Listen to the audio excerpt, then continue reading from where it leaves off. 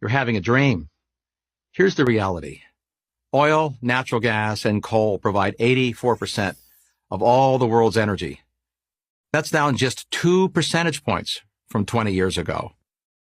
And oil still powers nearly 97% of all global transportation. Contrary to headlines claiming that we're rapidly transitioning away from fossil fuels, it's just not happening. 2 decades and $5 trillion of governments investing in green energy, and we've barely moved the needle. This was supposed to be easy. Why is it so hard? In a word, rocks. To get the same amount of energy from solar and wind that we now get from fossil fuels, we're going to have to massively increase mining by more than 1,000%. This isn't speculation, this is physics. Copper, iron ore, silicon, nickel, chromium, zinc, cobalt, lithium, graphite, and rare earth metals like neodymium. We need them all. And then those metals and materials have to be turned into motors, turbine blades, solar panels, batteries, and hundreds of other industrial components. That also takes lots of energy, which requires even more mining. As a World Bank study put it, these green technologies are in fact significantly more material intensive than our current energy mix. That may be the understatement of the century.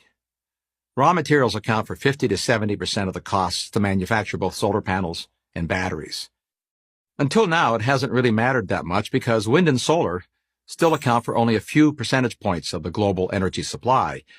They're an applause line for environmentalists, not a major energy player, and it's unlikely they will be in the foreseeable future. But for the sake of argument, let's say we sharply ramp up mining. Where would these new mines be located? Well, for one, China. That country is today the single largest source of most of our critical energy materials.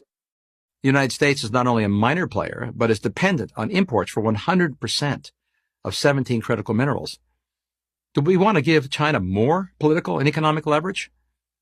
Europe has made itself dependent on Russia for 40% of its natural gas. How well has that worked out? Ironically, we have all the minerals we need right here in North America. But good luck trying to get them out of the ground. Proposals to build mines in the United States and increasingly almost everywhere else meet fierce opposition, if not outright bans.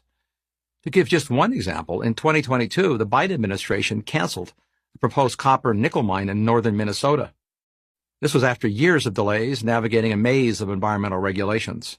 And yes, the same environmentalists and green-leaning politicians who tout all the benefits of electric cars are the same people who make mining the materials essential to build those cars, like copper and nickel, all but impossible. Try to square that circle. So far, we've only talked about today's energy needs. What about tomorrow's? Future energy demand will be far greater than today's. That's been true for the entire history of civilization. The future will not only have more people, but also more innovations. And entrepreneurs have always been better at inventing new ways to use energy than to produce it. It's obvious but worth stating. Before the invention of automobiles, airplanes, pharmaceuticals, or computers, there was no energy needed to power them. And as more people become more prosperous, they will want the things others already have, from better medical care to vacations to cars. In America, there are about 80 cars for every 100 citizens. In most of the world, it's about 5 per 100 citizens. Over 80% of air travel is for personal purposes. So that's 2 billion barrels of oil a year. Hospitals use 250% more energy per square foot than an average commercial building. And the global information infrastructure, the cloud, already uses twice as much electricity as the entire country of Japan, the world's third largest economy. The massive data centers at the heart of the cloud alone consume almost 10 times more electricity than the world's 10 million electric cars.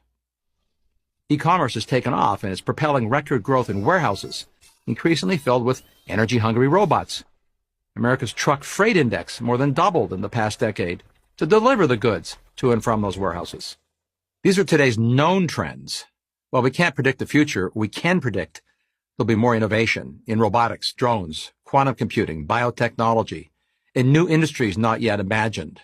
All of it will require more energy, a lot more. Fossil fuels, nuclear energy, and yes, renewables will be required. But if you think we could get it all from wind and solar, dream on. I'm Mark Mills. Senior Fellow at the Manhattan Institute for Prager University.